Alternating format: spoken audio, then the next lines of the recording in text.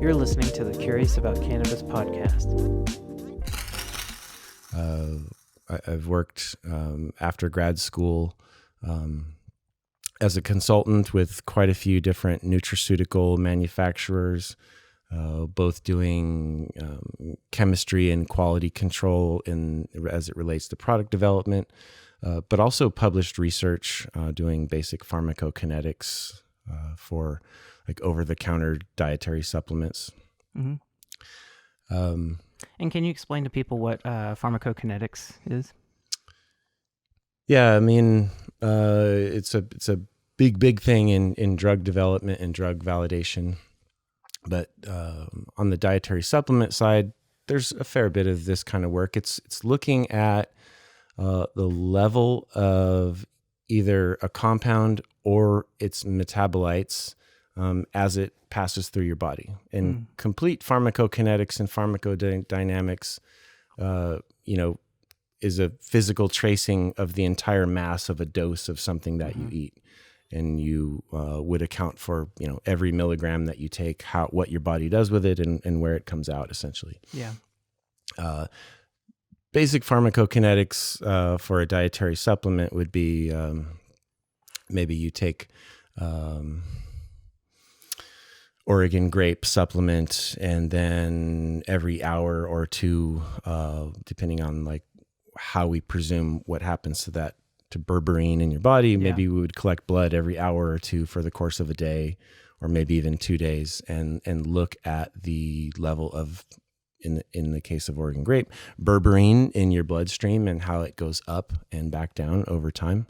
Mm-hmm. And depending on partly your genetic tone, but also the chemistry of whatever compound we're talking about, the peak area or the peak amount of that compound in your bloodstream, it might happen very fast and then go away slowly, or it might build very slowly and then peak later. Just completely depends. Nice. Well, I know there's a lot of pharmacokinetic, pharmacodynamic work that's trying to be done now on cannabinoids to try to understand kind of how they move through the body. Because one thing that a lot of people are unaware of is that cannabinoids aren't very bioavailable in the body, primarily because they're kind of fatty, and that causes a number of issues with the body. They tend to get bound in the blood really quickly, and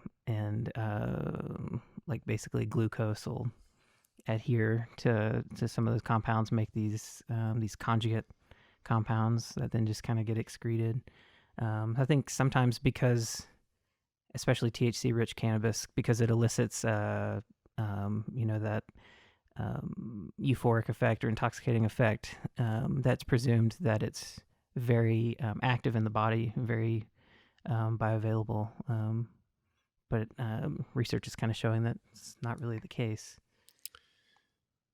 Yeah, absolutely. And that stems, I think, from,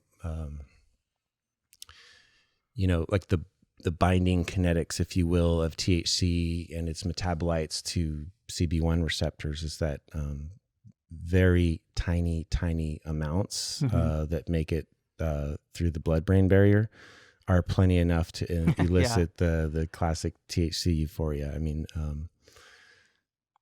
I think anandamide is the typical endogenous cannabinoid that would stimulate that receptor, and a handful of molecules in your brain is more than enough to get that euphoria. Yeah, exactly. Yeah, it's really fascinating how little it actually takes to elicit some pretty profound changes to consciousness and everything.